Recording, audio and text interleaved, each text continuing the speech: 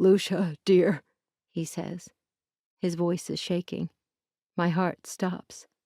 50, 27, 24, 22. We are too young for this. "I have wrestled with this decision," Dad says, choking up. He is fighting back tears. "I know I am going against your mother's wishes. I hope I'm doing the right thing." I'm overcome with relief and surprise and shock. Dad, can we take Mom to a doctor?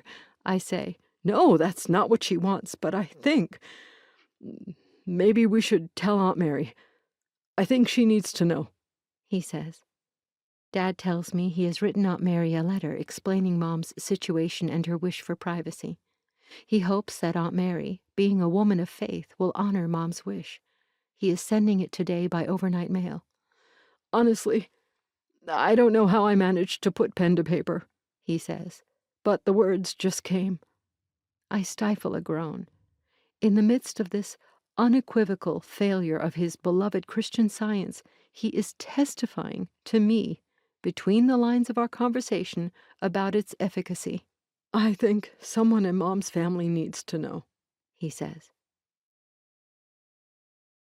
The next morning, unable to sleep, I look at my clock radio. It is 4:45, an hour earlier in Minnesota. Sometime in the next several hours, Aunt Mary will hear the doorbell ring and see the FedEx man standing at her front door. Yesterday I called Mimi to tell her about the letter. Mimi told me her mom was visiting friends at a cabin in Wisconsin. She tracked her down and told her to drive home because Uncle Hef was sending her an important letter. I try to imagine what he wrote. "Dear Mary, this is the hardest letter I've ever had to write. By the time you get it, I fear the worst may have happened, which is why I'm writing to you now.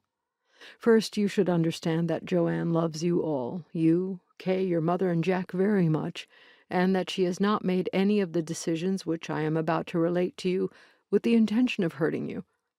But you need to understand that her love of God and Christian Science is far greater than any human love. Joanne does not know that I am writing this letter.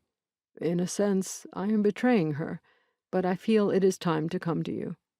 Arriving at this decision has been extremely difficult. For some time now, Joanne has been facing a serious health situation. Christian Science does not dwell on symptoms or timelines, so I hope you will respect my wish not to do so here. Since last winter, she has been working to demonstrate her God-given perfection, and she has grown tremendously in her understanding of Christian Science. But recently she has taken a turn for the worse, even while remaining determined to rely solely on prayer for her healing. Because you are a woman of faith, I hope you will respect Joanne's wishes for privacy." Will Aunt Mary intervene? Is that why Dad is writing to her now? Or has he chosen to write to Aunt Mary instead of Uncle Jack or Aunt Kay because she won't? Aunt Mary receives Dad's letter. Out of respect for her sister's faith, she does nothing.